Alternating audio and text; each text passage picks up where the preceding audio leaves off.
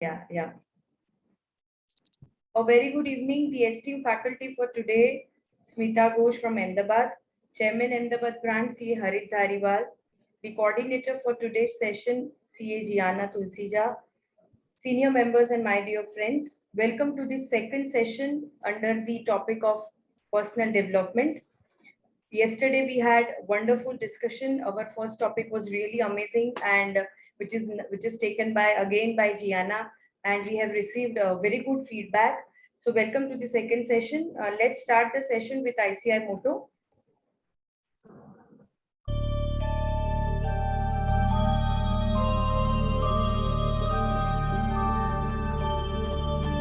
येष सुप्तेषु जाग्रति येष सुप्तेषु जाग्रति कामं कामं कामं कामपुरुषो पुरुषो निर्मिमाणः निर्मिमाणः तदेव शुक्रं तद्ब्रह्मा तद्ब्रह्मा तदेवामृतमुच्यते तस्मिन् लोकः शितः सर्वे तदूनात्यपि कश्चन एतद्वैता एतद्वैता एतद्वैता एतद्वैता एतद्वैता एतद्वैता.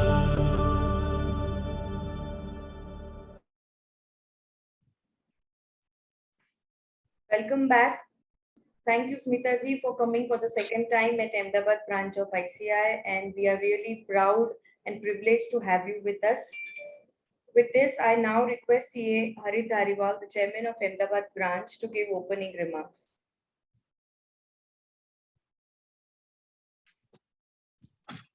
Thank you, Anjali Ben.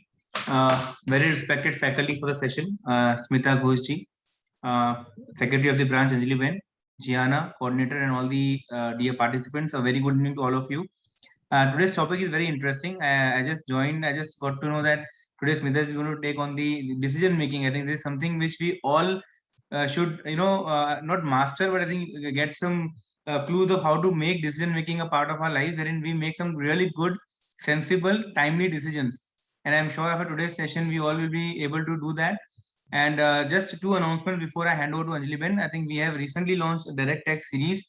So on 13th to 18th of September, so it will cover ITR, tax audits. It will cover even the 45 for latest amendment. So please do join for that series. And today we have also launched direct tax RRC at Mumbai. I think after a long time, we all have a chance now of going out for our study tours. It is at ITC Maratha on 22nd to 24th of October. We have the best faculties. We have group discussions. So you'll be having an enriching 3 days of learning. So please do register at the earliest, as we have only 75 participants for that series, for that RRC. And last but not the least, we have a green Ganesha making this time again on 8th of September, like we had last year. So those who are interested for that, I think the mail will go out now shortly. So those who are interested, do enroll. On 8th September in the evening, we have this green Ganesha celebration, wherein you come to the branch, and I think you'll be given all the materials and everything to prepare your own Ganesha idol, and you can also immerse it in the plant. So with this, I think I once again thank Smita ji and all of you for taking part in this wonderful skill development series. And I'm sure we are going to have much more such sessions in future also. Thank you. Thank you, Chairman, for your updates and guidance. I request all of you to take all the activities of Ahmedabad branch, a wonderful participation. As always, you have supported us. I would also request every participant to start their video, since this being a very important session and faculty cannot talk to walls. I request wherever you are, I request all of you to start your video. Yes, thank you. Thank you, Samnani ji. I request all others to please start the video. Meanwhile, I would request Gianna to introduce the esteemed faculty for today. Thank you, Anjali. Welcome, Smita ji. It's an honor to introduce you. So, Smita Ghosh, she likes to call herself a happiness navigator. She is a research scholar and she's practicing as a behavioral counselor and hypnotherapist. She's passionate about human minds and emotions, which led her to practice as happiness navigator. She is also an expert in meditation and mindfulness. Her experience includes presently she's a director at Me Mirak. She's a Gujarat state president of Women Indian Chamber of Commerce and Industry Wiki for Mentoring and Soft Skill Council. She's a behavioral counsel and happiness navigator at Anand Niketan School Satellite. She is a motivator and trainer at FSIA, a COVID-19 helpline volunteer, Podar Foundation. She is a behavior counselor for more than 6 years and an adolescent trainer. She has written more than 5 research papers, which have been published in international and national journal and as a book chapter.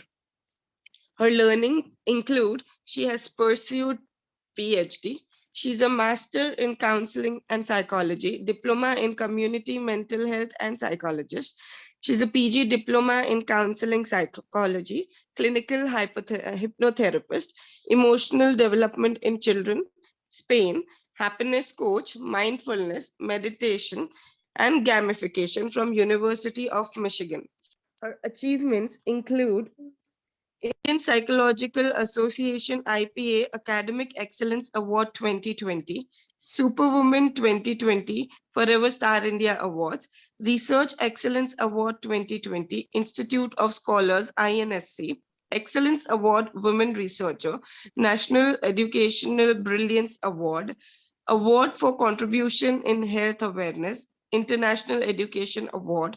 She's one of the top 50 influencers, G-Town Society magazine, Appreciation from Humanitarian Excellence, Best Research Paper Presentation Award, MIMT, Award of Contribution in Research and Development in Higher Education.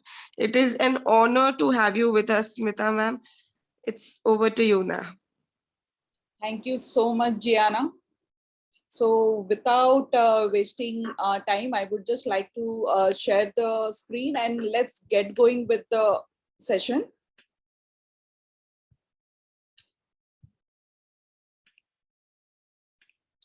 Okay. So as Gianna has said, Me Mirak, it's my life.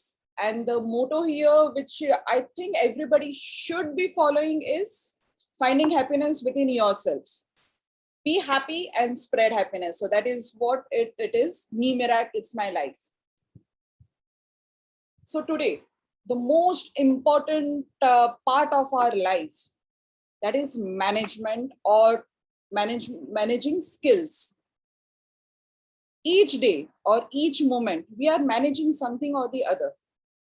Right from the moment that we enter school, or right from a journey of a student to maybe a working professional to a retired person, we are managing something or the other. So if you see the management skills, it is divided into, or it is categorized into 3 parts, which are the technical skills, interpersonal skills, and conceptual skills. Definitely conceptual skills and technical skills are the skills that we learn through our training institutes, through our schools. The skills that we are learning as a CA or maybe as an MBA or doctor. But the most neglected part of any skill development are the interpersonal skills, or we call it the soft skills also. So today we will be concentrating more on these skills and how to manage that, the softer version, even though the name is soft, but that is the most important skills that one may call it. These are some of the incidents or examples that we are facing every day. Before COVID or after COVID, the scenario remains the same. Late to the office or late to any parties, late to any function, sessions, everywhere. This is a very common thing that you're running late. So many emails to check, but I don't even have time for my morning tea. So skipping your breakfast, skipping your food, skipping your sleep. everything because there are so many things to do and you are unable to find the balance. Oh no, I still haven't got the presentation ready for today's client meeting. So again, a very common thing that we have seen in companies, the major problem why the productivity or anything that goes down in any organization is nothing is planned or managed properly. The management is not proper from the individual side. I'll have to skip my lunch to complete the status report. So definitely the health is neglected. Health is neglected because everything is imbalance in a particular person's life. And this has become such a common thing, leading to so many incidents where the employees are not healthy or they are falling sick or they are falling, means we have seen in the last few months or few years, the youngsters, they are really physically getting ill or mentally getting disturbed. And the only reason being not able to balance the life or not being able to manage the stuff. So these are a few of the examples, very familiar, I'm sure. So what is the main root cause, if I may ask you? What are the root cause that you find here?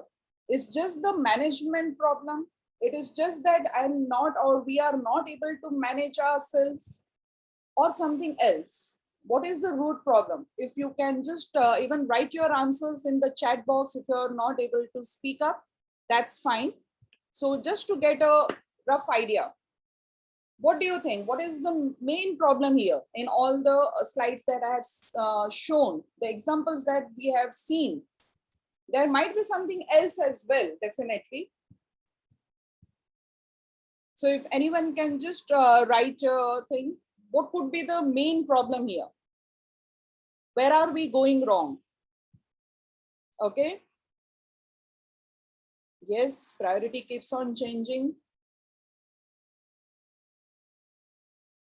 Thinking का तो ऐसा है ना कि it is like never ending.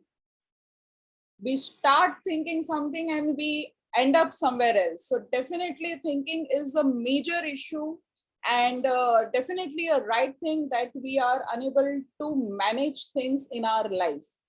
But definitely we will not be going there, even though it's one of my favorite topics, that is your thinking and the thoughts and mind. But what we are going to do, definitely Gianna, what she said is right. But before that, because again, this is a platform of all chartered accountants, so I like to play with numbers. So this is a question for you people, which it might excite you, even though the amount is small. 86,400. Does it ring any bell? Okay, let me ask you another question related to this. If I give you this amount and you need to spend it in one day, easy or difficult? And just not spending, you need to spend it in a way that you are happy by the end of the day, you're happy spending that amount. So how many of you feel that you will be able to spend the amount in a day and you will be happy? If you could just put your answers in the chat box. 86,400, that's the amount. If it is given to you and okay. So I'm asking, if you are given this amount to spend, will you be able to spend that? And that too happily? Huh, Gianna? Is it possible to spend this amount happily in a day? Or you will be having some difficulty? I can spend any amount of money in it. Definitely, you will be able to spend that amount, but even that might be a problem because it's such an odd amount or amount. It's easy to say, but when you have to actually spend it, you will be confused what to buy and what not to buy in that amount. Because half of the time, we will be thinking, what are the different things we can buy? Then there will be arguments in our mind, right? And at the end of the time, by the time it's going to get ended, we will be like clueless, not able to buy anything. Try it sometime. Ask ask your husband to give you 86,400 and then you can try that. But as Gianna said, it is right. It is the 24 hours per day. So 60 minutes, 60 seconds. So 86,400. That is the time we are getting in a day, each one of us. Still we complain we don't have enough time. If we look at 24 hours, it's nothing. But if you look at 86,400 seconds, it's a lot. So the first step or the first thing that one should start doing is looking at this big amount and not this small amount. And then you will be able to manage your time effectively. जैसे बोलते हैं ना, जितना बड़ा हो उतना easy होता है, या you feel happy. So that's the reason. So psychologically or mentally, we always say, always look at the bigger amount. So that is the first trick I'm telling you. If you want to manage time, if you want to have that 25 hours in a day, start working on 86,400 and spend accordingly. And you will be at least able to manage your time well. Before we get into time management, let's first understand what are skills and how it is developed or what it is. So this is something called KASH. I think you might have heard about this acronym, which is knowledge, attitude, skills, and habits. Now, knowledge everybody knows. That is the main foundation. That is the understanding and the application of information that you gather. That is your cognitive abilities, your concepts, your facts, whatever that you're learning, that is the knowledge. As Frank Herbert had said, the beginning of knowledge is the discovery of something we do not understand. So it is a person's knowledge, we can say it is the sum of the learning over a period of time, right from the school days to the college or your training institutes, you have been learning. Learning never stops. And the knowledge that you acquire in those places in your life through your experience, so that is what we call it as knowledge. So knowledge of the facts and concepts, they form the foundation. So it is said that knowledge forms a foundation for the ability to apply these skills to perform on specific tasks. So it is the knowledge which will help you to apply the skills that you will be learning. So a person gains the basic knowledge of how to do something before they attempt the task. So you learn something and then you start applying. Similar way in your profession, you learn the basic or the knowledge of the numbers and then you start applying it. So a person would need to learn the steps involved in any, for example, for sending an email. So that is the knowledge. So you learn the different steps how to send an email before they actually could send a mail. So that is knowledge. The next most important is your attitude. Your attitude or your knowledge depends on your attitude. If your attitude is negative, so definitely whatever knowledge that you have acquired, it will be of no use. So attitude is a way, in simple words, it is a way of thinking or feeling about someone or something. So it might include the manner in which a person may deal or deal with things emotionally. So how he deals or faces any situation. So that is your attitude. So it is normally reflected through a person's behavior, how a person behave in a particular situation. So it might, a person's attitude might affect feelings, values, appreciation, and his or her motivation towards anything. So everything depends on the attitude. So you have positive attitude and you have your negative attitude. So for example, a positive attitude will help to motivate a person to give their best. So that is how it is. So a positive person will be motivated and will motivate others as well. So it is one of the most important factors, and it is definitely a very important part of learning, because while knowledge and skills give a person potential, attitude is what determines their level of performance. So skills and knowledge will give you that all the facts and concepts, but it's your attitude which will decide whether those knowledge is going to be implemented or not. The next important parts, which is skills, and this is a skills development. So they are the person's ability to perform an activity or any task for that matter. So it can include your physical movements, it can include your coordination or application of knowledge.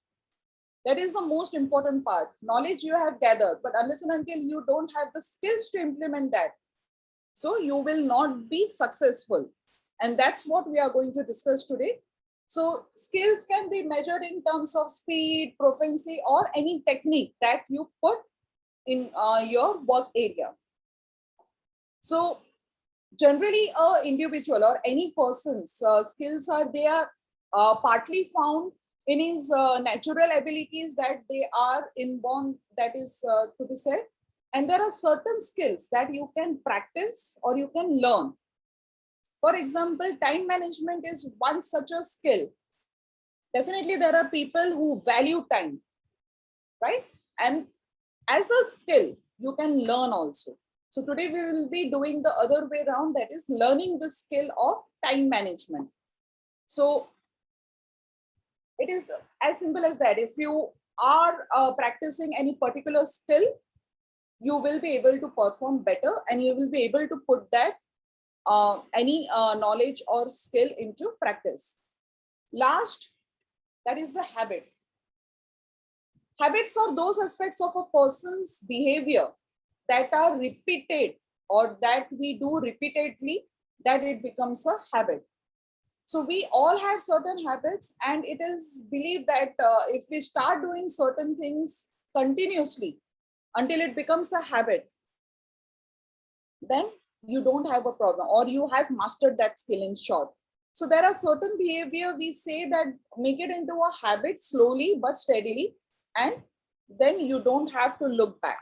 So that is what we call it, Kash, that is knowledge, attitude, skills, and habits. With that, we get to our main topic, which is time management. We all know the importance of time management.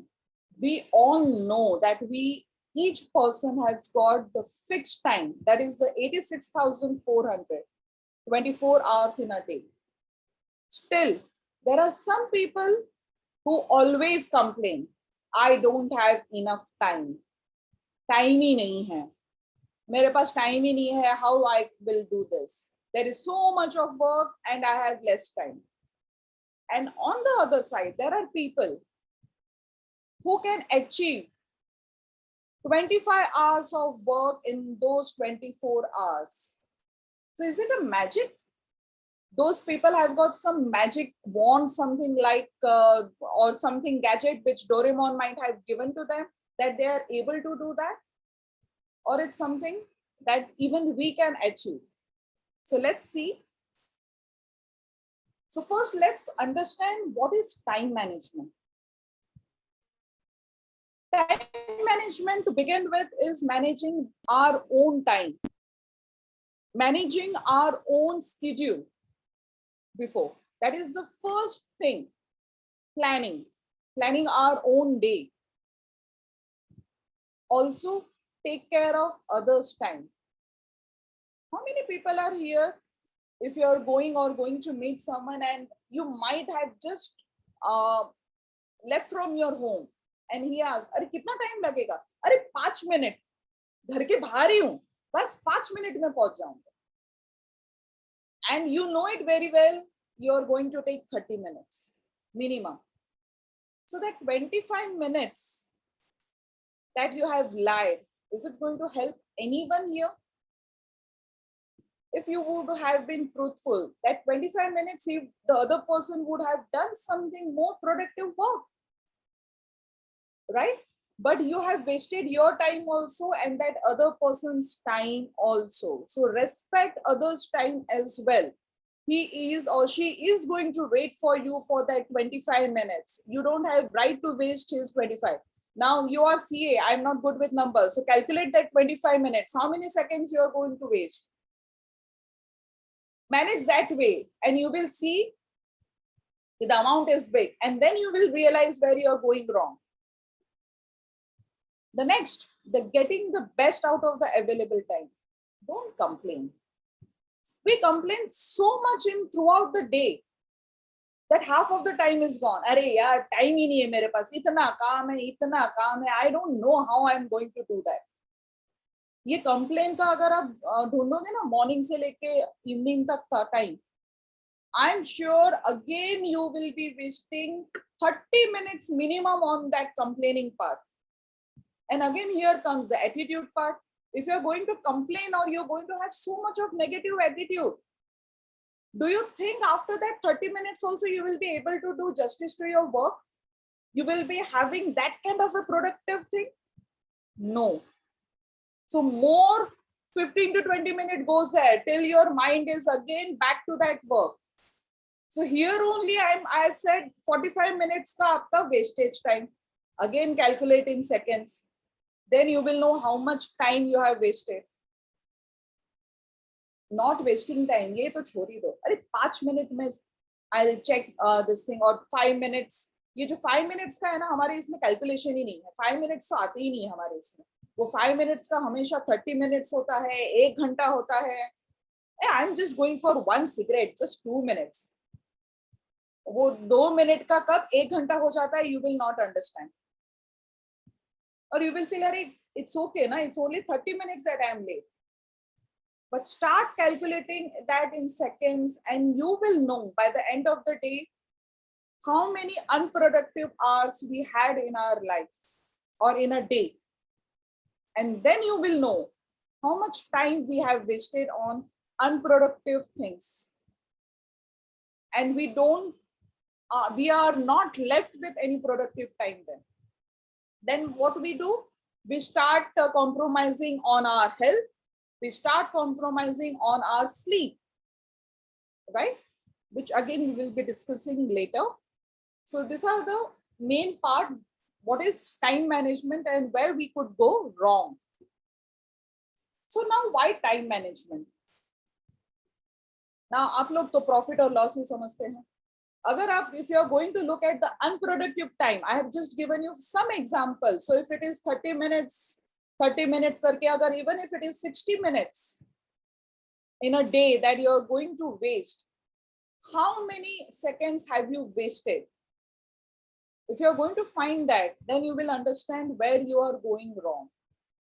So now let's get to this things, why we need time management. Definitely, before all these things, the best part is you will feel happy. You will be feeling relaxed and not stressed. अरे यार इतना काम है कैसे होगा? What will happen? What will I do? How will I finish? What will they say? अरे यार, again the boss will scream, again the teachers will scream. So there is so much of stress.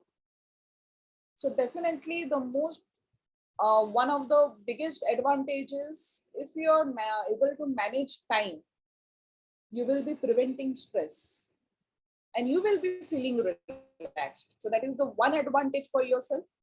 Definitely your work will be improved. Just try to imagine the things that you do in a relaxed manner and timely jab ho jata hai, how you feel. You feel happy. The work is neat and clean. You enjoy that work. But if you are going to do it with less time, the work is going to get affected. So definitely it increases in productivity. It prevents stress. Again, it creates a balance. As we had seen earlier also, skipping lunch, skipping breakfast has become so normal. I don't have time. There are so many people that I have asked who are going through or who are under stress, who are not able to concentrate. The first question that I ask is, did you have your breakfast? गाड़ी में petrol ही नहीं डाली तो गाड़ी आगे कहाँ से जाएगी? And half of the more than 50% people reply, no, we don't have time for breakfast. Even though you might have a time for a smoke, but you won't have time for breakfast. So understand where you are going wrong. So that is creating a balance. If your time management or time schedule is perfect, you will be able to create a magical balance in your life. That is your work, home, and self. And definitely progress in achieving your personal goals. That are the advantages and much more with time management. So what we gain from time management in essence is just not more time. It's just not that 25 hours that we get in 24 hours, but a better life, a definitely better life that you can get. These are the other advantages of time management, that you can plan efficiently, you will be efficient, organized, relaxed, less stressed, have time for yourself, that is quality time, self-discipline, and you will be able to prioritize things. Let's get to the main part. Everybody knows what is time management. So where do we go wrong? We all know time is precious. Once it is gone, it is gone. We are not going to get it back. Still, what happens then? So what stops us or what prevents us from managing the time management? Lack of knowledge of our time mistakes. One or two I have already mentioned here. And lack of knowledge of proper effective methods, or to make it into a habit, that we complain so much that we don't have time or we don't have the knowledge to even use that. So these are those main two reasons which we will see now. These are some of the very common mistakes one makes. Keeping too many things in your head. If your schedule is not proper, if there are so many things in your head, I want to do this also, I want to do this also, will you be able to do justice even to one? I have to go and pick up my kids, I have to take care of house also, what I'm going to cook. So there are so many things that you are continuously thinking, not able to concentrate on one part. You have not divided your mind, nor we have got 10 minds to control. We are not Ravan. We are single head, ek hai, mind ek hai. So we have to have very little things at a time. You can't be like multitasking is not something that we should be doing. Even though if someone feels that I'm a multitasker, don't do that. Because at the end, you're reducing your IQ levels, and it has been proved now. The more multitask you do, your IQ level is going down. Doing whatever grabs your attention. That is most important thing in any organization or in any student's life we see. You're doing something. You see something else and you start doing that also. You don't have proper planning. You might be writing a report, but you just saw, okay, something is happening there. You will go and start doing that. Again, that is a time waster. It is not something that you're managing on time. So what is happening? This work also remains half. The other thing will also remain half, because there is a tendency that you will get to a third one also very soon. So doing whatever grabs your attention, stop doing that. Finish one work at a time. If you have seen that Ye Jawani Ye Diwani film, Ranbir Kapoor and Deepika, they are running around. If you remember that scene where they are sitting on that Rajasthan palace, and Ranbir Kapoor says, I want to go and see that light show. Deepika said, it's okay, it's already this thing, sit here, we are enjoying this moment. What he says, what if that was good? That is all, might be good, but then enjoy this moment. No, we can't take everything. We can't have everything. So just concentrate on whatever that you're doing and enjoy that moment and enjoy that work. doing very efficiently that which needs to be done at all. कोई चीज करनी ही नहीं है उस time पे, not required only, but still you are wasting your time doing that. That was not needed. At that time, you don't have to do that work, but still you are doing. Many times it happens. For example, let's take a example of a working woman. Right now, it's not required that you need to do certain cleaning of the cupboard. It is not required, but still you will do that. It's not required at the time. There are other priorities which needs to be taken care of. And then at the end, you will complain, I have got so much work to do that I don't get time.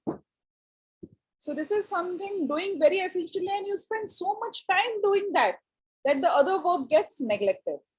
So stop doing that. You put so much of time on one thing that the other things remains unfinished.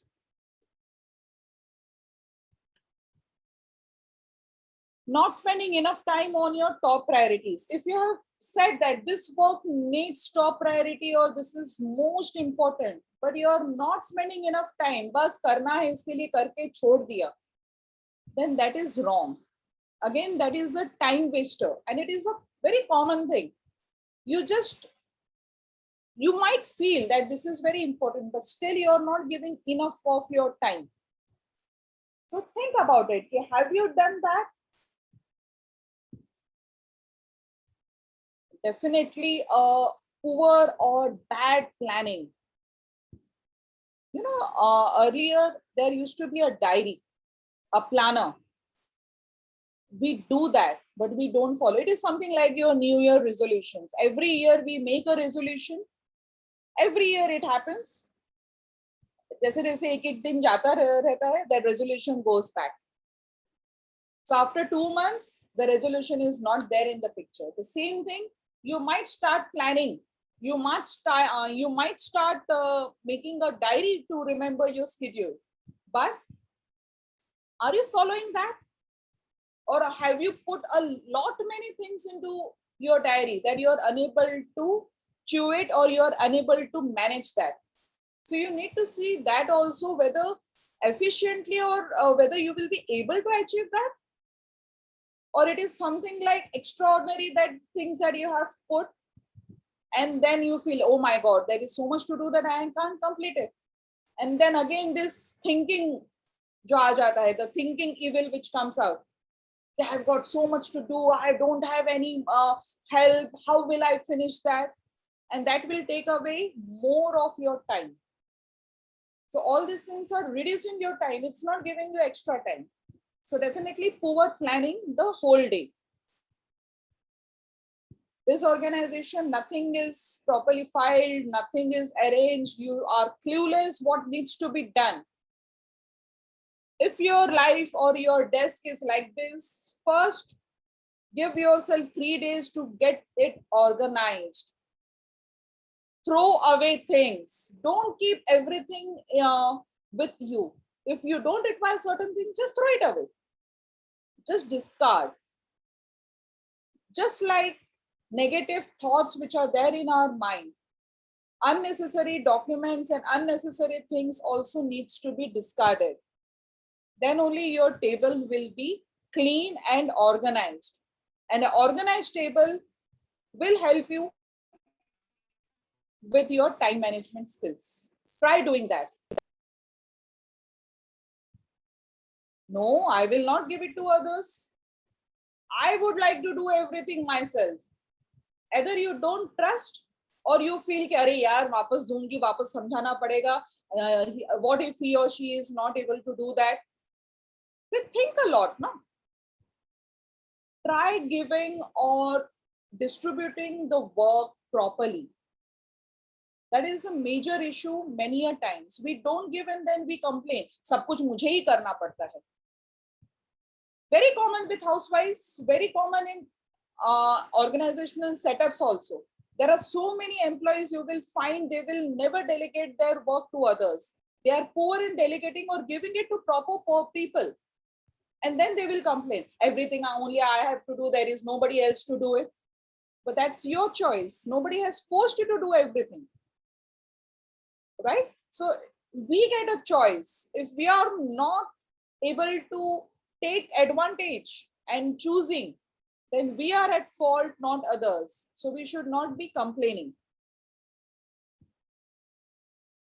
ये word तो हम अपने मन में ही बोलते हैं, और mind में हम लोग नो या हम लोग कंप्लेन करना जानते हैं, बट आगे वाले को नो, अरे नहीं, what if he feels bad, what she feels bad, how can I say no.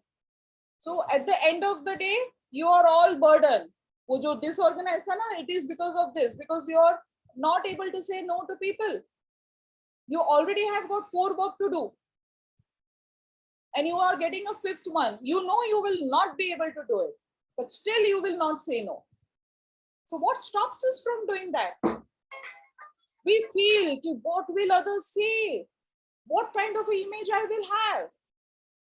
Forget it. If you are not able to do your work, any which way your image will be spoiled. Why don't we think in that way? Either, or the other reason could be we want to prove a point, that for few seconds that person will say, "Arey, he is such a, I can trust him anytime."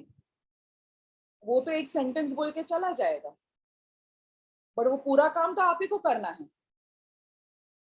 right? So learn to say no also. If you are unable to do that, say, "Okay, right now I can't do it. Maybe once I finish, I will be able to do it."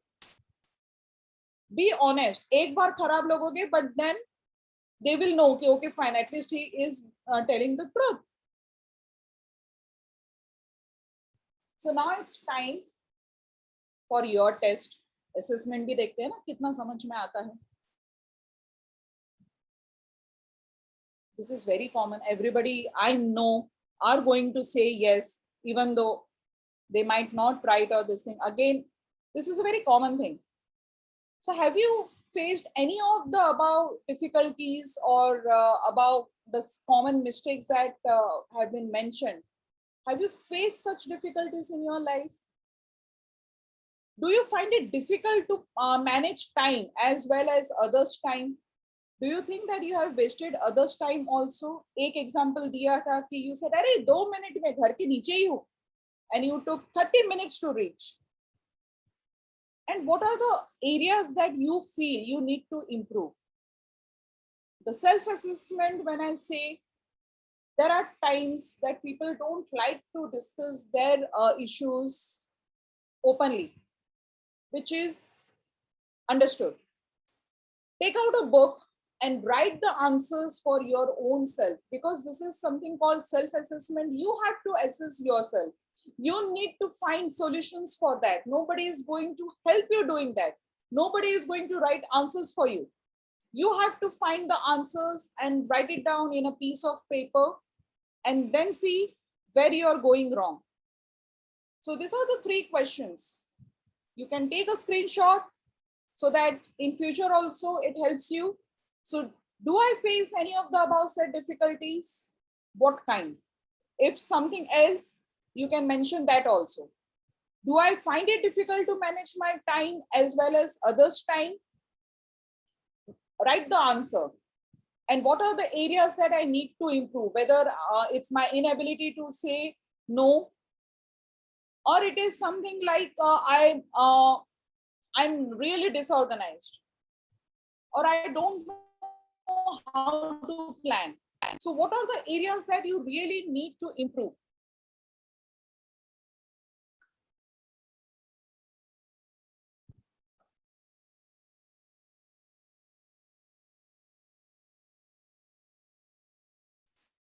So if you have taken a screenshot of, if you have got this self-assessment questions, we'll be moving further. This is again something I would like you to take a screenshot, or just ask yourself these questions. Again, these are part of self-assessment. Do you feel the need to be more organized or more productive? Do you spend your day feeling very busy, and yet at the end of the day you feel, I have not achieved anything? So you must be working continuously, but still at the end of the day, you complain that I have not achieved or I have not accomplished much. Do you wish you had a more than 24-hour day to complete all your tasks? Do you feel stressed by an ever busy schedule with no time for yourself? In that 24 hours, it happens that you don't have time for your own self, maybe even for 15 minutes. Do you feel you rarely achieve your 100% production capability? That is, you are able to behave or achieve according to your ability. So these are some questions. Ask yourself.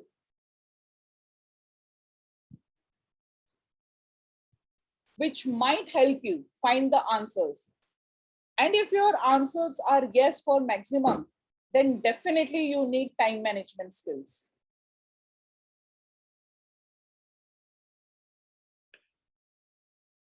So now there are few, we call that understanding what are the different time management styles people have. So we will be finding that. A person who is a hopper.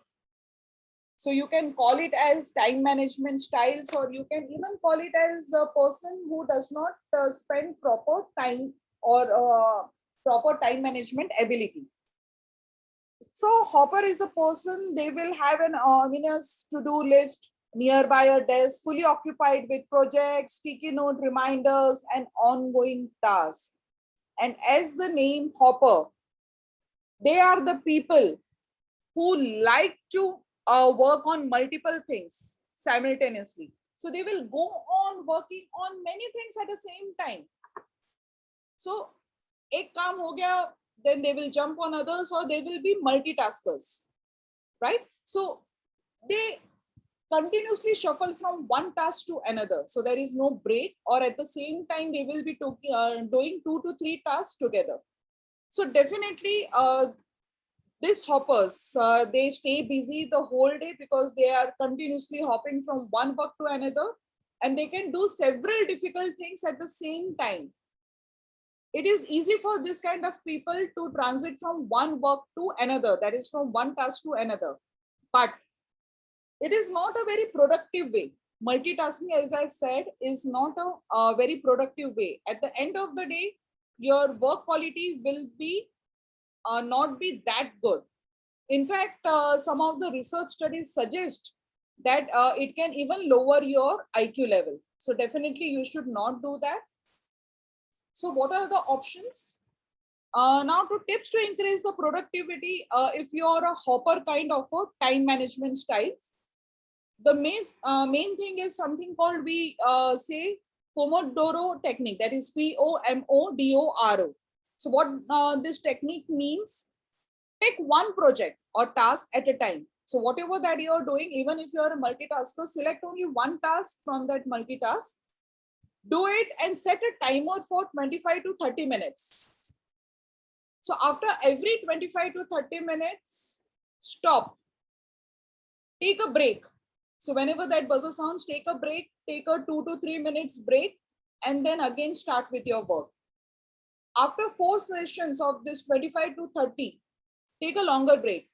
Maybe for 10 minutes, go and stroll or just stretch yourselves and then come back and do that.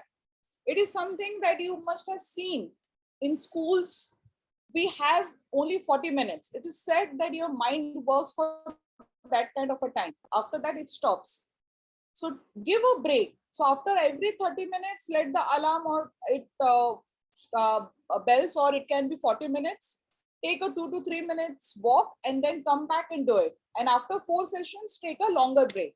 So that way you will be able to improve your productivity if you are hopper kind of a person. That is, you work in this manner. The next person is the hyper focus, and their working style is, wow, I can't believe the day is over already.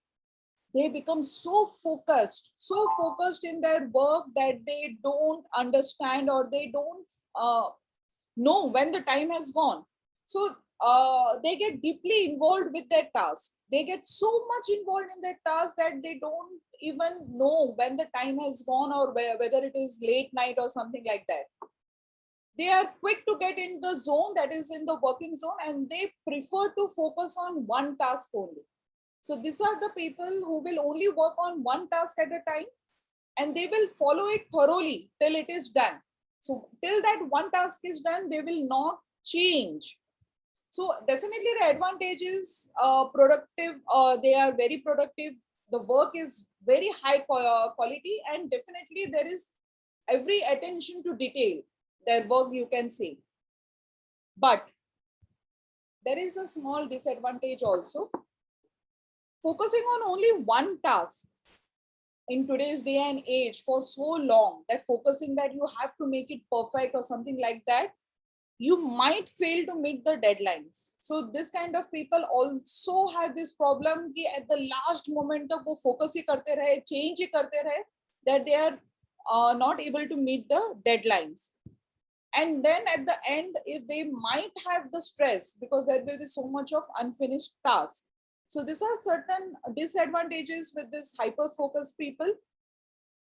So this kind of a people, they can go and do a backward planning. Now, what is a backward planning? For example, if you have to submit something at 3 o'clock tomorrow, start preparing for a backward. So 3 o'clock अगर meeting है आपकी, इसका मतलब है कि at least by 1 o'clock, try to finish, because there might be a lunch also बीच में. For example, 2 o'clock का lunch break है. That means before that you have to finish. Before that शायद एक और एक कुछ meeting है.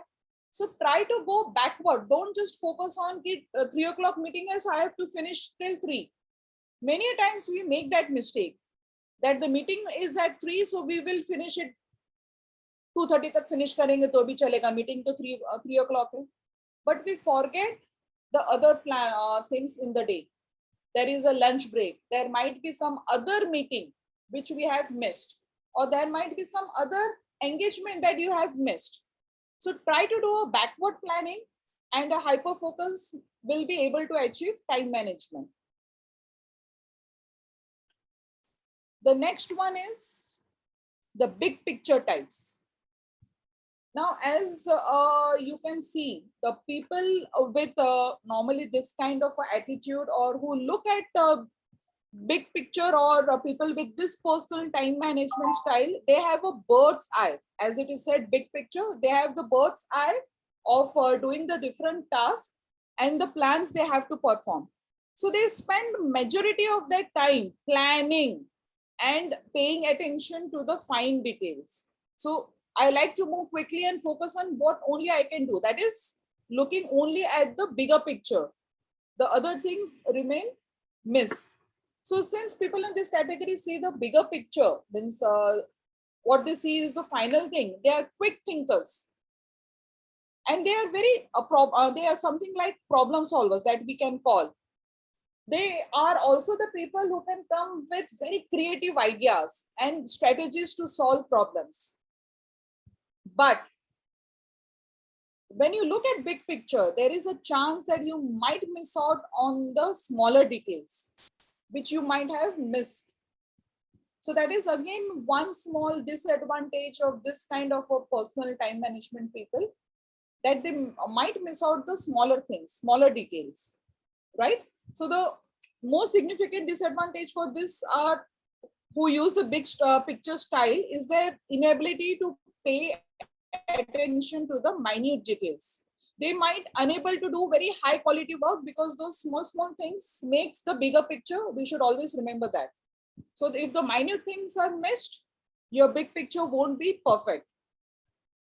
So the best solution for this kind of people is writing down your daily routine, and try to have more people in your group, and try to have an eye for those small details also. Divide the work. Only don't focus on the big picture, but try to divide the work so that no smaller details goes amiss, or it is not missed by you. This is again a as it is said in films, Amir Khan is said to be the perfectionist to the extent that he will go on doing the same scene again and again till it is perfect. So in work also, there are people who are perfectionists. If I want something done right, I'll do it myself because they don't trust others. उनको हर एक चीज perfect चाहिए to the extent कि ये paper ऐसा होना चाहिए, desk ऐसा होना चाहिए, this work should be like this, line should be like this. So everything they need it perfect in all the ways. So they spend too much time on details. छोटी छोटी चीज पे भी they will focus and they will engage in endlessly they will just go on improving or making everything just right. End तक वो changes करते रहेंगे. Perfectionist are never happy with their own work. Still last में वो change करते रहेंगे. Presentation है, वो लास्ट तक प्रेजेंटेशन कभी खत्म ही नहीं होगी because they will again and again try to add or try to do something or the other in their presentations. So definitely the biggest advantage is they will produce a high quality work because they are spending so much time into that. But again, the disadvantage is they might miss the deadlines because everything वो perfect करने के चक्कर में गाड़ी निकल जाएगी आपकी. So the best way is take fewer projects or few works. Don't spend too much because this is something, your habit, your nature, which you can't change. So it is better that you don't go for too many projects if you are a perfectionist by nature. Try to focus on few things and you will be able to do justice. The next one is the impulsive one. As the name suggests, a person who is impulsive, for them, time is of the essence. If I don't act now, the opportunity will disappear. So they are of this opinion. They feel that without a plan, nothing. They are very impulsive. They don't do anything by plan. They work without any plan, without any proper planning, or without consulting anyone, in fact. There is this adrenaline rush into them. They just want to do it now. There is this kind of adrenaline rush when you want to just go out and do some impulsive act like a teen. So this is something that they also suffer from. They don't like the idea of setting up a routine. For them, routine is really boring. They will never follow routines and they will never be able to create a task list. Okay, fine, I have to do this, this, this. They are impulsive by nature. Advantage, they are great improvisers because they do everything on the spot. So definitely they can face any unexpected challenges very well. But again, they cannot keep deadlines because they are impulsive. They can't have a proper planning. And definitely they are not consistent and they can't work efficiently, consistently. So that is the biggest advantage of people who are impulsive. So for such people, try to have long-term plans. Try to set some set some time of the day for some things which you can do it on the spot so that your impulsive habits is also taken care of, but not in everything. This nature or this kind of stylers definitely needs to change their habits before it becomes a problem for them. Cliffhanger, as the name suggests, they like to work under pressure. So they are the people who can do wonders under pressure. So working best under pressure indicates a cliffhanger personality. So they are the personality who can take any challenge. So the thing that moves such individuals are again the adrenaline rush and that the clock ticks and they can reach the deadlines. Little bit similar to impulsive, but then they know how to take that stress. Impulsive nature might take a wrong decision, but cliffhangers, they know how to handle the situation. So in any stressful situations, cliffhanger sort of a person does wonders. They don't shy away, or they don't fall, or they don't say, oh my God, what will I do? For them, it's like a smooth cakewalk. But their quality of work is sometimes we see that it is very low. It is not very good. They are again, we have seen that the cliffhanger people suffer from procrastination, the habit of procrastination. They always delay their work. They are the procrastinators sort. If you see anyone in your office or in organizations who have a habit of procrastinating things, then they might be something like cliffhangers who always work very well under pressure, but they also have the habit of procrastinating things till the end. जब तक वो नहीं आता है तब तक वो टालते रहेंगे. So they are the cliffhanger personality. Now at the end, or at the end of this time management thing, there are some things that you should try to write. Again, a part of your self-assessment that we had started at the start. Start writing down 3 major areas that you would like to make some changes. What are those 3 areas in your life that you would like to change, in order that you are able to improve your time management?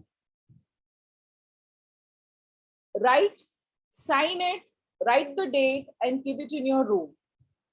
And not something like your New Year resolution. Try to keep following it.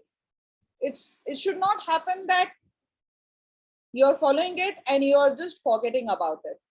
So try to write 3 major areas that you will make changes in the coming days and to improve your time management skills. Sign and keep it in your room or in the same diary that you're doing the self-assessment. Again, as nowadays it is said, time management is important, but energy management also.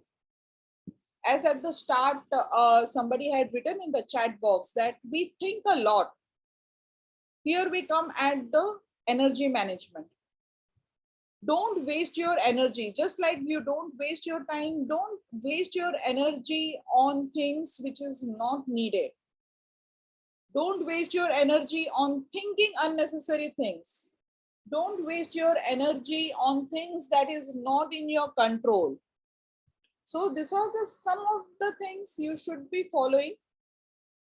Maximize your efficiency. Understand your body type. Understand your body style. Understand your sleep pattern. Don't go against your body.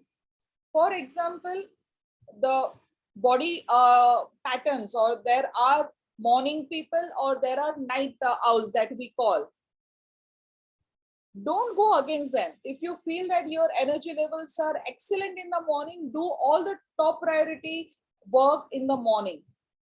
There are people whose priority or whose energy levels are maximum at the night.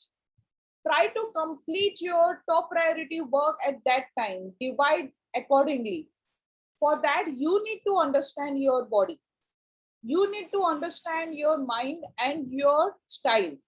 And then only you will be able to do justice and be able to save time, or able to spend that 86,400 happily and efficiently, without any error at the end, without any need to carry forward or would like to take more time from the next day, right? So that is the main trick, understanding your own self, your own body, and your own energy pattern. So with this is the end of time management thing. And if you have any questions, we can take it in the chat box also, and then we'll proceed with decision making.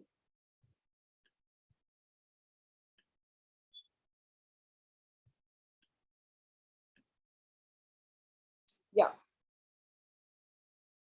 If anyone has got any questions. Smita ma'am, right now I Yeah. don't see any questions in the chat box as of now. So if we can Okay. go to the other topic and then see if Together we there are can. questions in the end. Yes. Okay. Okay. Fine. So we'll just carry this thing. Just give me a second.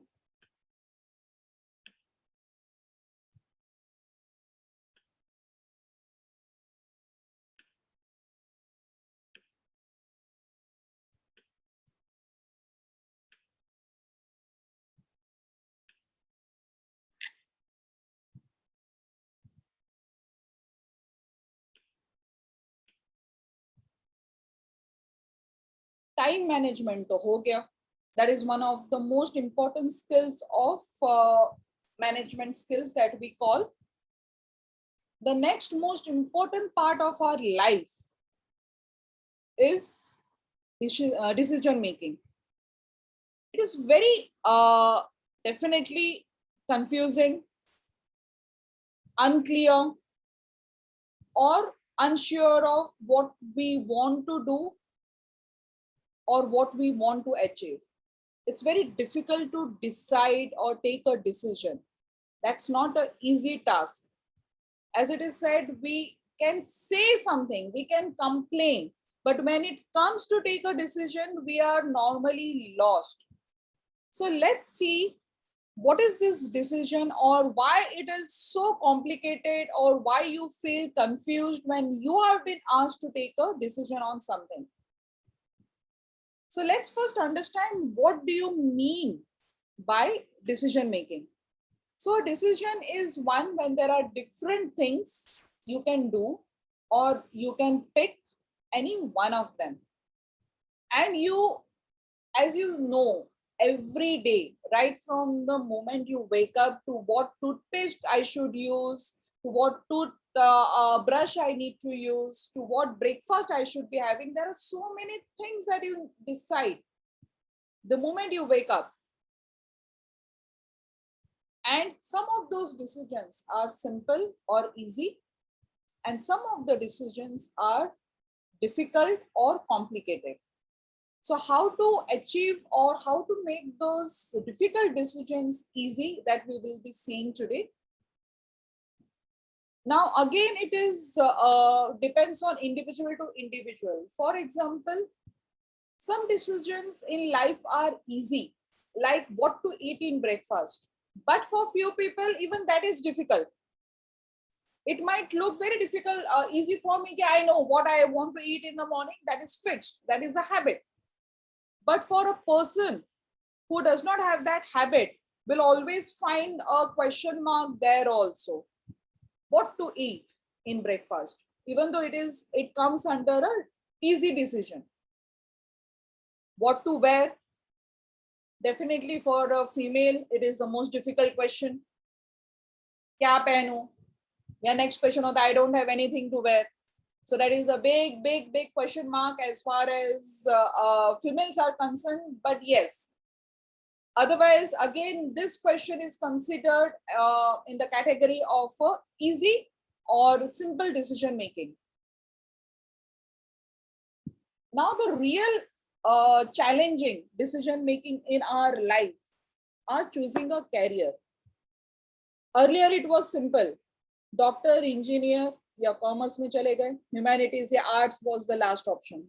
Today, it has become more complicated. There are too many options to choose. With few options, it was easier to choose. But with so many things today, the decision has become difficult. So choosing a career is one of such decisions which is very difficult to take. Definitely, choosing a good friend is so difficult. If you have got small children or school-going children, you might have seen every month their best friends changes. That is the most difficult decision even for adults and definitely for children. Even we are like this, no? We can't choose good friends, or that's a very difficult decision to make. So in all these difficult situations or in easy situations also. The questions which comes in your mind are who, what, where, when, how, and why. So this is what makes it more difficult. If you are unable to find answers to these questions, it's going to be a difficult decision or difficult process. If you are going to get answers for this, it will become simple.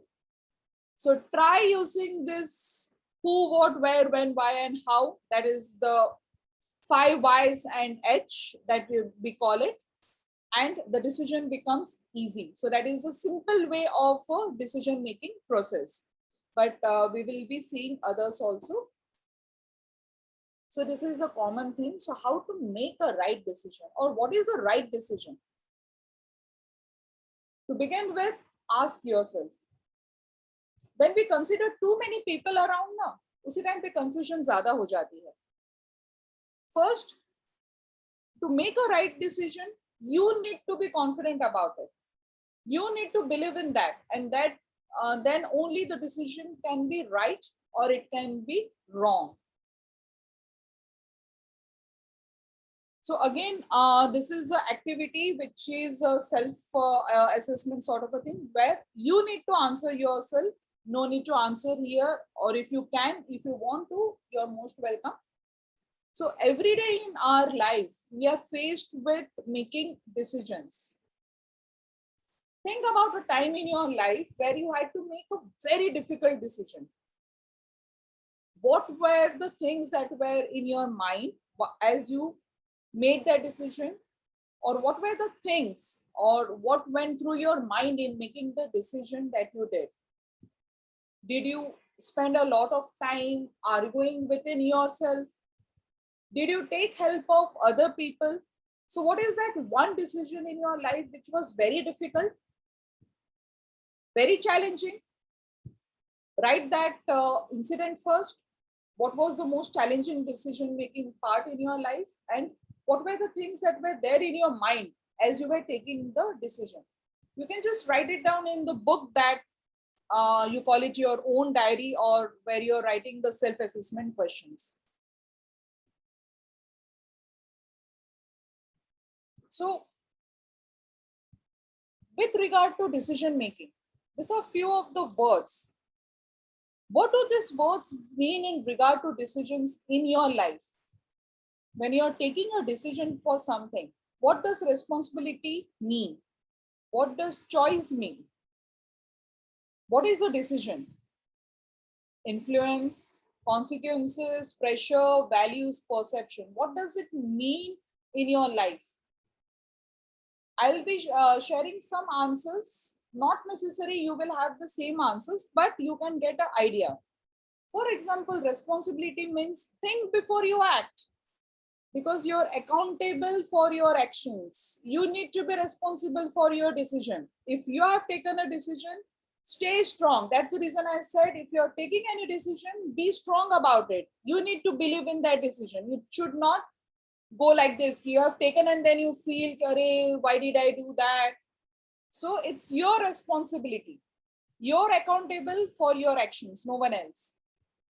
Choice. Every choice you make, it might affect your health somehow, right? So it's your choice, it's your decision. So it will affect in a good way or in a bad way. So it depends on you. So be very careful when you take a decision. So definitely decisions you make reflect your state of health. If you are positive, if we take it as a positive attitude and negative attitude, so your decision depends on that. If you are feeling angry on someone, that will be reflected back in your decision-making process. Influence. You have the potential to make others healthier. So your decision might affect others also. Healthier does not just mean the physical health, but also the energy around you or the mental health also. So whatever decisions you're taking, that will influence others also. So always remember that your decisions are influencing others. Every decision you make has a consequence. हर एक चीज, हर एक decision किसी के लिए अच्छा होगा तो किसी के लिए बुरा भी हो सकता है. Not necessarily everybody will benefit with it, right? So some every decision you will feel is, for example, let's see the online school part. Some children are very happy that the schools have started, but some children are not. But the decision has been taken, right? Some parents are happy sending their children to school. Some parents are not happy sending their children. So it's something like that. Pressure. Don't let pressure influence your decision.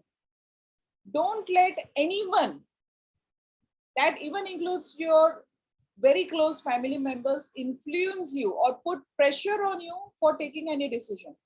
Whenever a major decision has to be taken, it's always suggested that you go in a place or in a room where nobody is there and you're not influenced by them. Take it on your own. It should not be influenced, or nobody should put pressure on you for taking any particular decision. Values. Someone with good character has good ethical values, responsibility, honesty. So definitely your decision will affect if you have got such good character or strong ethical values. So definitely your decision will also be in that way also strong. Perception and decision is something that being aware of your surroundings. So you don't take decisions just for the sake of it. How you view it, what kind of a perception you have about the society and people people around you, that might change your decision making. So how you perceive things, how you see things, whether you see it positively or negatively, might also affect your decision making strategies or your decision making abilities. Again, this is one quote. If you can understand, shoot for the moon, because even if you fall short, you will land amongst the stars.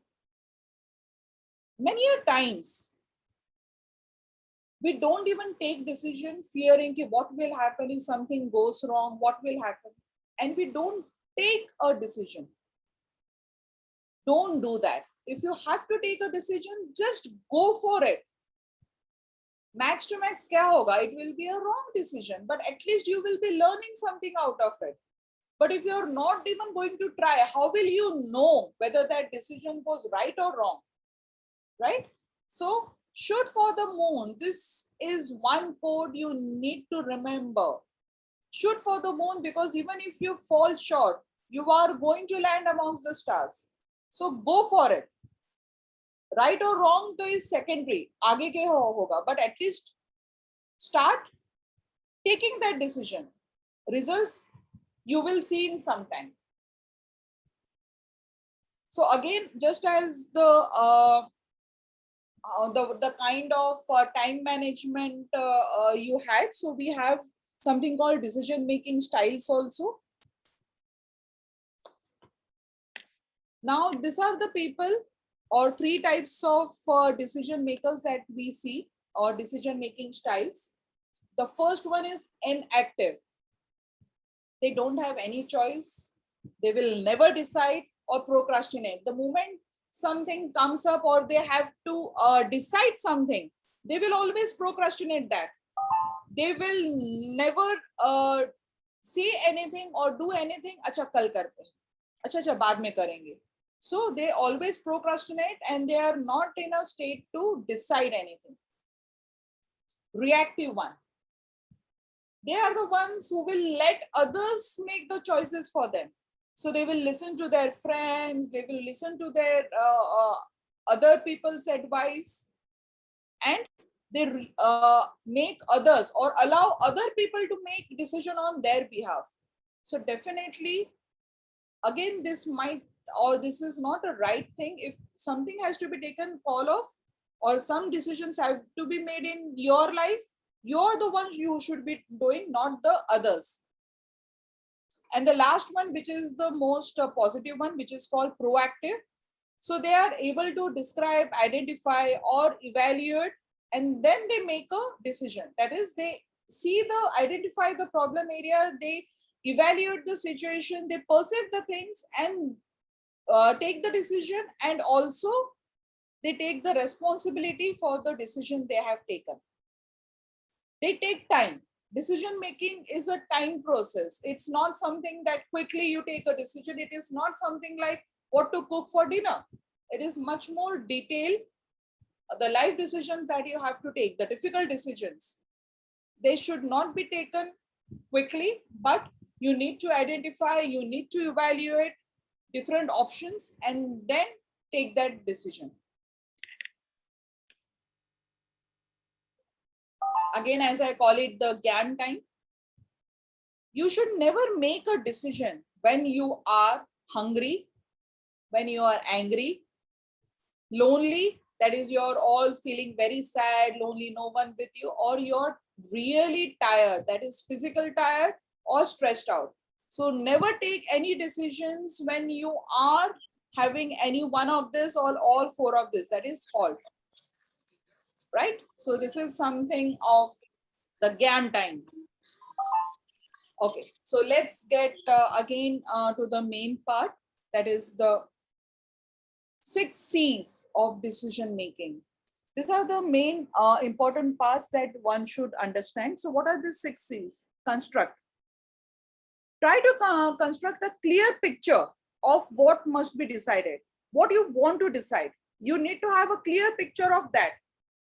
What is the decision all about? So construct that clear picture. The second is compile. What are the different requirements that must be met to take that decision? So you need to have the complete list of the things which will be required, which will help in the decision-making process. Collect. Collect information on alternatives. That is the choice that meets the requirements. That is different. You need to have different options or informations or alternatives for making the decision-making. Compare. Again, compare the alternatives. That is, you should have a different choices, different options when you're taking a decision.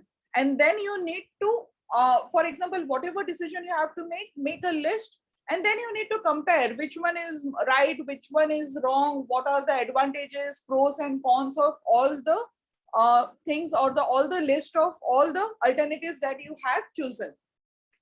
Consider what might go wrong with each alternative. That is, a pro and con of each and every alternative is a must. And what can go wrong with each alternative in details. Even that thing is need to be considered as you take a proper or a decision making, or it's a part of decision making process. Last, commit yourself. Commit to a decision and follow through it. It does not mean you have taken a decision and it's end of it. If you have taken a decision, make sure that you follow it also. That is equally important. Many a times what we do is we take a decision and then end of it. We don't follow that. So the 6 is construct, compile, collect, compare, and commit. Again, this is a simple thing that you need to understand. Decision making can be divided into 3 parts. The first part being the intelligent activity, where you think. Design activity, you need to design or make what are the things which is required, what are the requirements of that decision making. And the choice activity, you need to choose from the pros and cons that you have designed, and then choose from those options which you feel will be the right thing. So this is the most important part of decision making process, which is a 6 phase or 6 steps process. Any challenging or difficult decisions in our life, always make sure that you're following this 6 steps if you really want to have a good decision in life. The simple ones, it's easy, you don't have to follow this, but the challenging ones, especially if you want to choose your career or why you want to choose a particular job, then this 6-step decision-making process is important. So the first one being the defining the problem, challenge, or the opportunity. Understanding and the absolute clarity of the problem is important. Try to understand the problem, not the symptoms of a problem. There should be a clear picture of what the problem is or what the challenge is. You should not just look at the problem from the symptoms point, right? So that is the first thing, the clarity of the issue, what is going wrong, everything should be in your, or it should be defined properly. Make sure, as it is said, make sure that it is a problem and not the symptom of the problem. Problem identification is important. Discriminations, it can be, for example, whenever you are finding a problem, there can be some discrepancies as the others might have seen it in different way, right? But define the problem according to your own vision or perception. The second part is generate an array of possible solutions or responses. You need to have many, just not one. Try to have different, what are the different solutions to the problem? Try to list it down. If you want to have an individual decision-making process, it can be okay. If you are into a group, make sure that each and every person who is giving a solution or a possible solution or a response for the problem, you should mention it, write it down. Write each and every possible solution that is there for the problem. Even if it looks very weird at the time, it's okay. The main thing is explore the issue from different perspective. And that's the reason in challenging decision making, it is always better if you sit in a group and it is a group decision making process. So use the diverse expertise of different people from the organization. So explore the issue from different perspective. Evaluate the cost and benefits, that is the pros and cons with each option. So all the number of options or possible solutions that you have mentioned, or if you have written, write the pros and cons for each one of them. Each one should be, it should be researched, it should be again a group discussion where each person will talk about their own perception or own, might be own knowledge, which will help you find the pros and cons of each and every possible solution. The next is selecting a solution or a response, right? So you need to evaluate the alternatives. So what are those alternatives? So you need to select one. You have found the pros and cons. You have written down each and every solutions. Now you need to select one. Maybe if you have done for 5 and you found that 3 or 2 maybe are really good, there are more advantages than disadvantages. So you will be selecting those 2 as your solution for the problem. So that is the important part. Implement the option chosen. Now implement that solution and see if the problem or the challenge at hand is been solved or not. You need to implement that properly, right? Once the implementation process is done, then don't leave it there. It's not the end. The follow-up is important. That is, see the impact of your decision and modify if you need to. If you see, if you have implemented solution A, if you see it is not working, it is better to do the B. And if you have written down everything, it becomes easy for you to change the course of action that you have taken.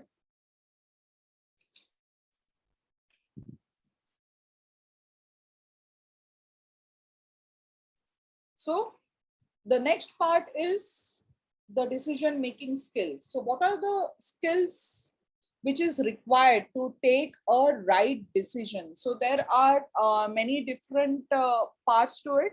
The first being the problem solving. Definitely there is a problem. That's the reason, or there is a challenge, that's the reason you are or you have to take a decision. So finding the best solution when faced with a problem is of most or utmost importance, and having the ability to solve a problem thoughtfully and logically, that is equally important. So the problem solving skills should be there. So you should have the ability of problem solving thoughtfully and logically. There has to be a logic behind it, and you should think it from all the angles. Leaving your emotions at the door. Don't take emotionally or don't take any decisions out of your emotions. So leaving your emotions at the door, it will help you to look at the problem from every other angle. Emotions might stop you from taking that. So the first thing is the problem solving. The second part is collaborative. That is, there are many times that alone you can't take a decision, where you need people who might assist you or help you in taking a right decision, right? So there are going to be times when you will need the input of others to find a right decision. You will need to recognize when decisions need a group or other person's perspective also. So don't let your ego or don't let your other emotions to come in between when a decision needs to be taken on the basis of a group discussion. Emotional intelligence, which is very important and which is missing big time in people today. So having high emotional intelligence, which means that you are aware and in control of your emotions and that you can express them in a healthy way. It is very important that you don't let your emotions take over when coming to a informed decision. So as earlier also we have seen that your emotions should be at the door. So emotional intelligence is the ability or a skill where you are able to control your emotions, the way you express yourself or the way you understand others' emotions. So that is what we call emotional intelligence. As self-awareness, self-motivation and understanding emotions are part of emotional intelligence. So you are able to convey your opinions without being too emotional or too emotionally weak. The last part being logical reasoning. Any decision making or any challenging decisions that you have to take, it has to be logical or it has to have some proper reasoning behind it. So in order to come to any sort of informed decision making process, you will need to look at all the facts that are presented. This is where the logic comes in, right? So you need to look at from all the angles. That is logical. So checking all the advantages and disadvantages will help you find a measured or find a right decision. Your emotions, as we have seen earlier, needs to be at the door. You can't, it will not help you make a rational decision if you're too emotional, right? So your decision has to be logical and you need to see it from all the perspective, not only from your own. So it should always encourage group people or other people from this thing, so they will give their perspective also. Again, as each and everything in life, we have got biases or errors in decision making abilities also. So some of the biases and errors are overconfidence bias. So individuals who overestimate or have excessive confidence in their ability to predict or foresee future events. So this will cause the decision maker to unsupported or risky decisions. So overconfidence is not a good thing. Hindsight bias. This is the tendency of normally individuals to see past mistakes or occurrences. So don't get there. Whatever has happened, the event has occurred, the individuals believe that they should see it coming. So just forget it. Whatever has happened, just work on the new thing. Anchoring effect. Encouraging is when someone attaches themselves to an initial bit of information. So this can cause the decision maker to fail to consider other important information. That is, they try to attach all the negative things that they anchor with themselves, with the decision. Anchoring means you attach yourself with those wrong decisions in the past. So that can get to the anchoring effect or anchoring bias that we call. Framing bias. Framing bias is an individual who responds to how a situation may be or a decision is presented. So they frame a decision-making process. So normally in framing bias, normally they are, we see that individuals are deceived or they are manipulated by others. So that is what is framing bias. Confirmation bias or is actively looking for information or facts in a situation that supports. So we always look for confirmation from so many different areas that might affect your decision-making process. Again, selective perception. We have this tendency to see a particular situation or an issue from a chosen perspective. We have seen कि अच्छा ये ऐसा ही होगा. This person is like this only. So we have this selective perception or bias towards someone. So that is what is called selective perception. Immediate gratification. Now, as we say कि we want immediate result. So that is immediate gratification need might affect the decision-making process. Escalation of commitment, again, very negative and unproductive when we try to procrastinate things and we delay the decision-making process. Availability bias is when we put our decision-making process only through whatever information we are or information is there or available at the moment. We don't try to research or find the other aspects of the problem also. So whatever is available immediately, you only look at those perspectives. So that might give you a availability bias also. Representation bias, again, the kind of the bias that which is represented to you by others. So that might affect your decision-making process.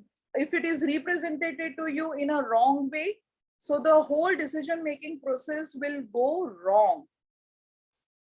Self-serving bias, that is again the way you look at it. For example, this is one tendency to attribute the positive results of a decision one has taken earlier, right? So it causes individuals to attribute negative. For example, self-serving is when you have taken a decision in the past and which has given you a good result. So you start finding it in other decision-making process also. You this can a simple example can be this can cause an inability or accurately assess the effect, because you have seen that last time I have taken a right decision, so this time also I might take a right decision. So that can be a self-serving because we believe I'm going to take a right decision. So you might overlook certain other parameters or certain other aspects while you're defining the problem, and that might cause a wrong decision, which again is a bias on your individual part, not on the group part. So these are some of the wrong turns that we take while taking decision making, which are shoot from the hip, failing to consider relevant information when we don't find proper information. Yesterday's news, as it is said, that we have outdated information, defining the problem, losing sight of the key objectives, we don't define the problem properly. Learn your lesson, that is failing to apply lessons learned. To do versus must do. So addressing low priority work, we are giving more importance than what has to be done. Emotions get the better of you. False assumptions. Frame of reference. So if your references are not framed properly, so definitely that will give a wrong turn in your decision making. Analysis paralysis. That is, your analysis is completely wrong. Garbage in. If your options are all not related to the problem or the challenge, so that is a garbage. Fear the worst. If there is fear while you take a decision, you will never be able to take a right decision. Band-aid solutions, that is just to put make a decision just to give that band-aid kind of effect to the injury, is not right. If your ego is there, why should I take help of others? That might make the decision making wrong. Take the good with the bad, means everything there is a negative part to it. Jump the gun, plunging in, fixed focus, silver bullet. So these are some of the wrong turns which we take while making the decision making. There are so many of them. Looking over your shoulder, that is again when you don't oversee or don't see all the perspectives properly. So these are some of the examples that we have seen here, right? You might have few of them as your nature. Try to eliminate that, and there won't be any wrong turn in your decision making process.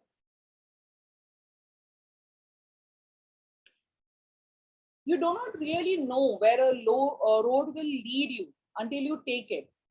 There are no guarantees. This is one of the most important things you need to realize about life. Now, we have done two topics today. One, time management, and the second one is decision making.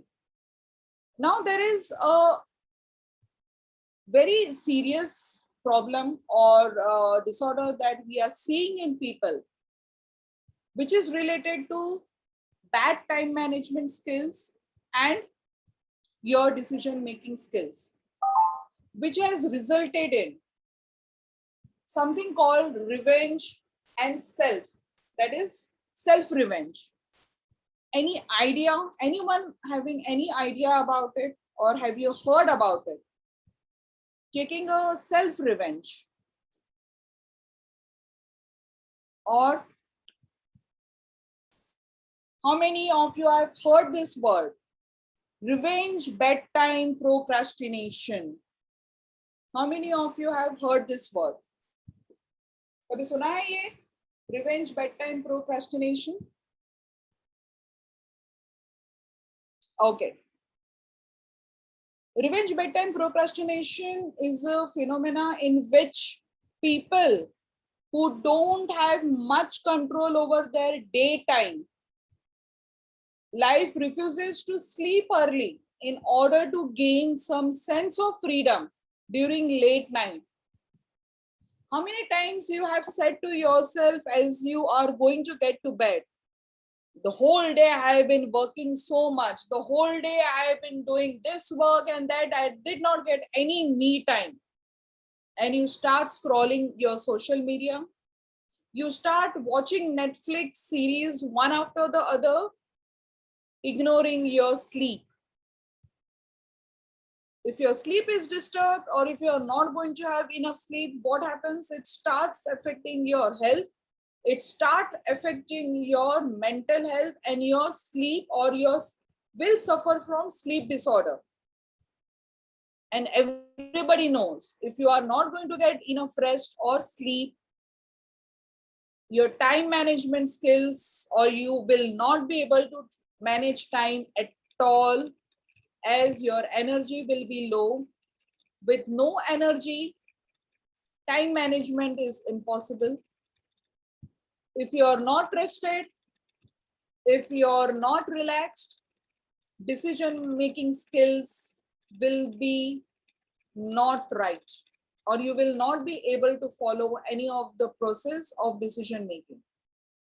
So it's about compensating yourself mentally after a day monopolized by responsibilities. So this is revenge bedtime procrastination that we call.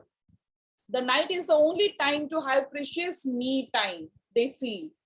So regain control and redirect your frustrations by vengefully delayed bedtime despite knowing the consequences.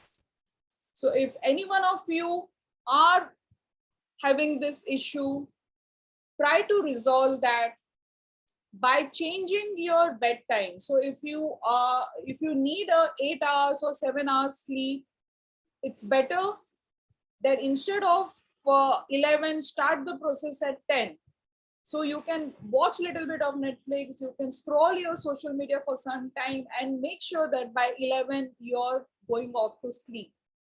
So that is one of the tips I can give you to avoid this revenge bedtime procrastination. And if you really want to manage your time and your decision-making skills, so you don't need more time in your day. You need to decide, including whether you want to be prone to bedtime revenge procrastinator, yes or not. So with this, I would like to end here. And if you have any questions. Hello. Hello. Am I Yes. audible? Is there any you're question? audible. Yeah, thank you. Is there any question from audience? Hello, anyone? Okay, ma'am. Then we are go ahead for the vote of thanks. Ma'am, whatever you have explained to us is very useful in our practical life, ma'am. Day-to-day life, we are facing such type of problem. Most important point, whatever you have discussed about the moment, the enjoyment moment, and another example, whatever you have given, when the head of Ravan, I have remembered that example very nicely, ma'am, and for longer period. Then after in decision making also you have given one 6C example. This is very nice, very nice. I am remember forever this lecture today. On behalf of Ahmedabad branch of WIC I am giving a vote of thanks to you for taking such wonderful session, and we will see you lots more such type of session will happen in the future. Thank you so much, ma'am. Thank you so much. Okay, ma'am. Thank you so much. Thank you so much.